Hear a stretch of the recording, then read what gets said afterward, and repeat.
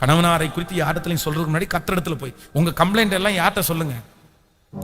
மனைவியை குறித்த கம்ப்ளைண்ட்டை கத்திரிடத்துல சொல்லுங்க, கணவனாரை கொடுத்த கம்ப்ளைண்ட்டை கத்திரிடத்துல சொல்லுங்க. இப்போ ஆண்டவரே இப்படி நடக்கிறாங்க, இப்படி இருக்காங்க, எனக்கு இது பிடிக்கல, நீங்க கொஞ்சம் மாற்றுங்க, நீங்க கொஞ்சம் சரி பண்ணுங்க.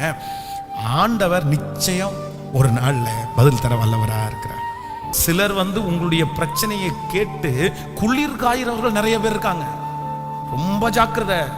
சிலருக்கு அதுவே தான் வேலையா இருக்கும். உங்களுடைய பிரச்சனையை கேட்டா அதுல சந்தோஷப்படுறதுதான் சிலருடைய வாழ்க்கையா இருக்கும். அதனாலதான் உங்க குடும்ப சமாதானத்திற்கு மிக அவசியமானது தேர்ட் பர்சன், மூன்றாவது நபர்களை நீங்க எப்பவுமே உள்ள கொண்டு வரவே கூடாது. யாருக்காவது ஒருத்தருக்கு கணவன் மேல கசப்பு இருக்குதா, மனைவி மேல கசப்பு இருக்குதா, கணவன் உங்களுக்கு செஞ்ச நன்மையை ஒரு டைரியில எழுதுங்க. உங்க மனைவி உங்களுக்கு செஞ்ச ஒரு நன்மையை டைரியில எழுதுங்க. நீங்க எழுதி முடிங்க. அதுக்கப்புறம் உங்களுக்கு அவர் மேல பாசம் வருதான்னு பாருங்க, இல்லைன்னா அவங்க மேல பாசம் வருதா இல்லைன்னு பாருங்க.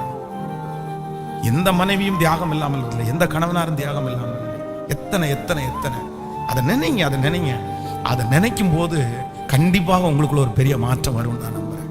உங்க காயம் ரொம்ப பெருசா இருக்கலாம், பட் நீங்க ஏன் சரியாகணும் அப்படின்னு சொன்னா, அட்லீஸ்ட் உங்க பிள்ளைகளாவது நல்லா வாழணும் இல்ல, நல்லா இருக்கணும் இல்ல. இந்த சாபம் அப்படியே கண்டினியூ ஆயிடக்கூடாது இல்ல, இந்த பிரச்சனை அப்படியே கண்டினியூ ஆயிடக்கூடாது இல்ல.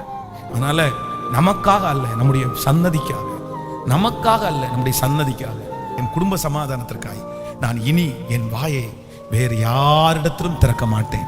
கர்த்தரிடத்துல மட்டும்தான் நான் திறப்பேன்.